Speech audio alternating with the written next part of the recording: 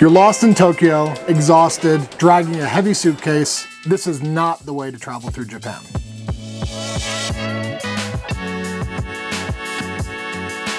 Today we're breaking down our top tips for traveling through Japan. Japan has a commuter culture, which means you're going to be walking a lot. And Japan has massive cities, looking at you, Tokyo, the largest city on Earth. So make sure you carry a comfortable backpack. Look for quality suspension systems, heavily padded shoulder straps, sternum straps, load lifters, all of that good stuff. But hey, like we always say, if you're gonna be walking around 8 hours plus per day, you're gonna invest in a small packable backpack or messenger bag. This way you can store your big heavy bag in an airport locker, at the hotel, a train station locker, wherever you want. But now you have a lightweight bag and you're much more nimble and you're carrying less weight. Shoes or boots. Make sure they are comfortable. You're gonna be logging lots and lots of hours and miles or kilometers on your feet, and you're gonna want comfortable shoes. And here's a big one. If they're slip-on, that comes in extra handy. There are many different establishments in Japan that require you to take your shoes off before you come in. And then you're gonna have to put them back on when you leave. So having that easy slip on and off, major bonus. As a general rule of thumb, if you see a tatami mat when you walk into the business or establishment or wherever, it generally means take your shoes off. So long story short, have some shoes that are easy to take on and off and are extremely comfortable to walk around all day long. This one's a bit wild. Trash cans are few and far between, so you're gonna wanna carry something to put your own trash in. You're responsible for your own trash in Japan. You can bring your own packable tote bag or something like that, or you can just use the plastic bag when you go to the store to buy some snacks or food. But it is important that you're responsible for your own trash all day long. It's gonna be with you all day long. It is very hard to find a trash can. Okay, this is one of my favorite ones. Accommodation can be very expensive in Tokyo. So we recommend capsule hotels. And yes, the idea sounds a little bit strange at first, but I've been going to Japan, I don't know, 15 years now. They offer everything you need. They're efficient, they have free food, they have free drinks, they have hangout lounge areas. The only time you're actually getting in that little tiny capsule, which is roomier than you would expect by the way, is only to sleep. So you can watch TV, you can hang out, and then when it's time to go to sleep, shut that little curtain and you're out like a light. However, if you are a sensitive sleeper, there are gonna be a lot of people around you and earplugs only do so much. So what might be better off for you is a budget hotel. So once you leave Tokyo, Google Maps doesn't always work correctly if you're not a Japanese speaker. Make sure you take screenshots of your hotel's address and location on the map. That's gonna come in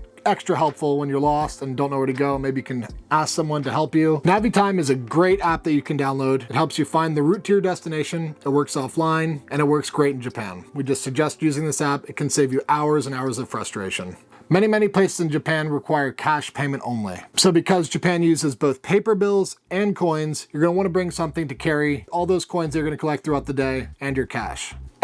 This prevents your pockets from jangling when you're walking around, but it also keeps it nice and organized in one specific spot when it comes time to pay. Carry a little coin purse or a little wallet with a coin, zipper pocket or something like that.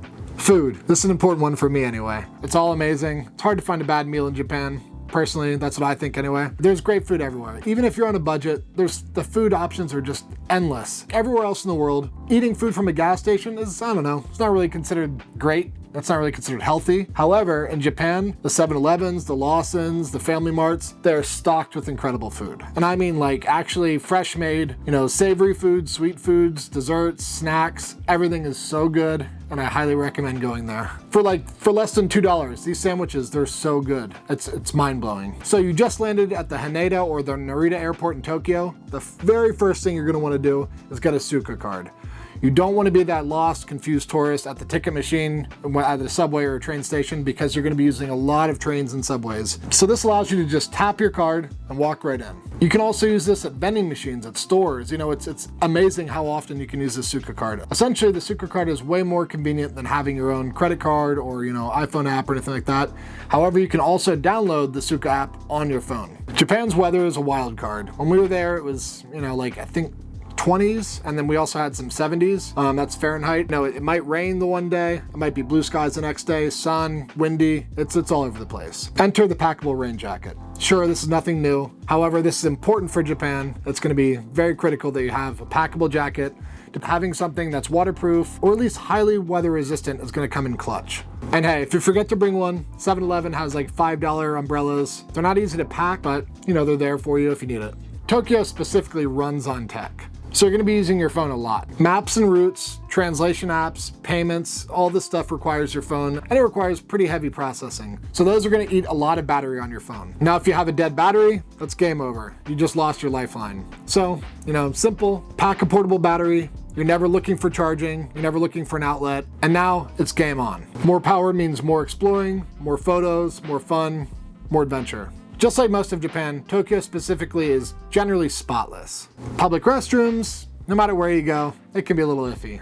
Sometimes soap and hand dryers are just completely MIA. Pack your own hand sanitizer and also carry a bandana so you can dry your hands afterwards. Stay fresh, stay prepared, keep exploring. Tokyo is a shopping paradise. There are miles and miles and miles of stores and malls. Even the train stations are malls themselves. So you're probably gonna end up picking up something cool. Now, if you're traveling with just 1 bag or 1.5 bags, that's probably not a lot of room to carry extra stuff. So what you're gonna wanna do is pack a small compressible bag, whether it's a tote, duffel, something. So you're gonna pull that out when you need it, fill it with all your goods, and then you're good to go. Public Wi-Fi, surprisingly, it's hit or miss. Skip the scavenger hunt for hotspots and get an eSIM card like AirAllo. This is one that we'd suggest, no affiliation. However, we found this one works pretty good for us. Instant data, no physical SIM card swapping, it's all digital, no headaches, it just works. You can choose your own data plan for however much you want to use your phone, however long you're going to be there, but this is highly recommended. So follow these tips and your Japan trip is going to go a whole lot better.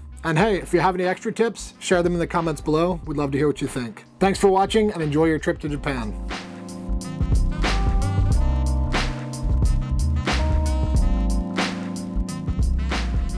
Carryology is proudly backed by our friends at Bellroy. To learn more, visit our About Us page, link in the description.